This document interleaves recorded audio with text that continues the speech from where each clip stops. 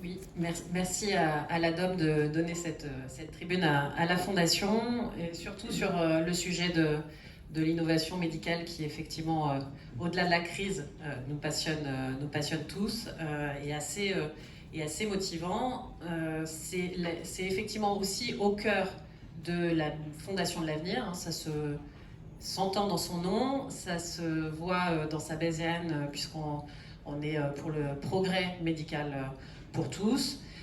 C'est notre prisme, donc aujourd'hui, enfin, c'est par notre prisme que je vais aborder le sujet. Évidemment, on peut dire beaucoup autour de l'innovation médicale. C'est évidemment ce qui motive les chercheurs à venir chercher des financements auprès de la Fondation de l'Avenir.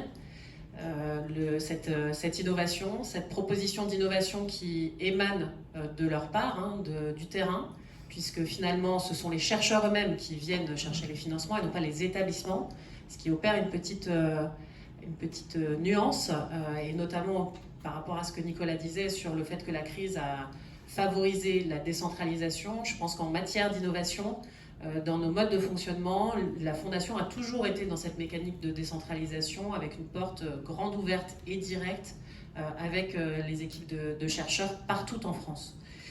Ça, c'est un élément qui est important. Et puis, la Fondation, c'est aussi un lieu de rassemblement autour de cette thématique de santé, de recherche médicale appliquée et d'innovation pour nos mécènes, pour les donateurs particuliers qui, ayant vécu souvent eux-mêmes ou dans leur entourage une difficulté, un problème de santé, viennent chercher, viennent apporter leur petite contribution, petite ou moins petite. Hein. On a des donateurs qui sont extrêmement généreux pour soutenir les équipes plus prometteuses. Ils nous font confiance, on parlait de la confiance dans l'assurance, mais ils nous font confiance à la Fondation pour identifier.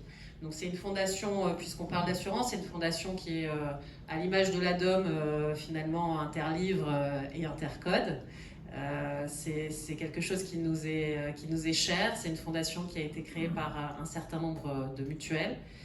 C'est une fondation qui soutient aussi le livre 3, l'IMM, mais aussi les établissements du groupe Aesio, par exemple, les établissements Algéo, voilà, un certain nombre d'établissements mutualistes partout en France, encore une fois.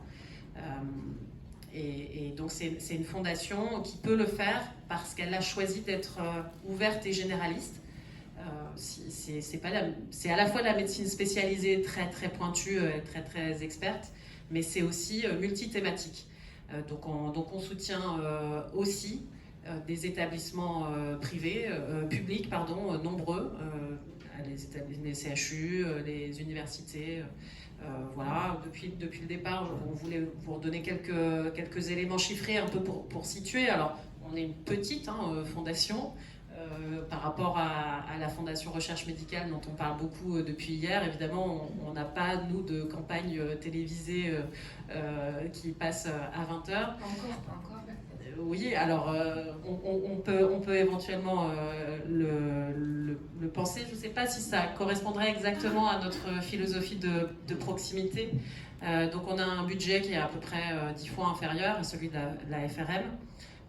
Mais 40 000 donateurs qui sont extrêmement fidèles sur les 2 dernières années, et la période Covid a plutôt poussé à l'augmentation des dons en faveur de la recherche médicale.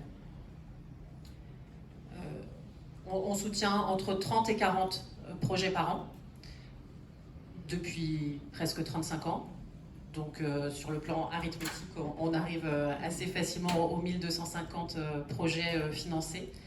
On soutient des projets, on met la lumière sur des chercheurs et des équipes en particulier à travers une mécanique assez classique de prix qui leur permet d'avoir une tribune, de pouvoir présenter de manière vulgarisée et accessible l'avancement de leur recherche, ce qu'il se passe en France, et sur des domaines qui sont à la fois effectivement ceux de la santé numérique, de la chirurgie, puisque ça reste à peu près 20 à 30% de l'activité soutenue par la Fondation de l'Avenir aujourd'hui, et aussi le handicap, la santé mentale, et tout un certain nombre d'innovations.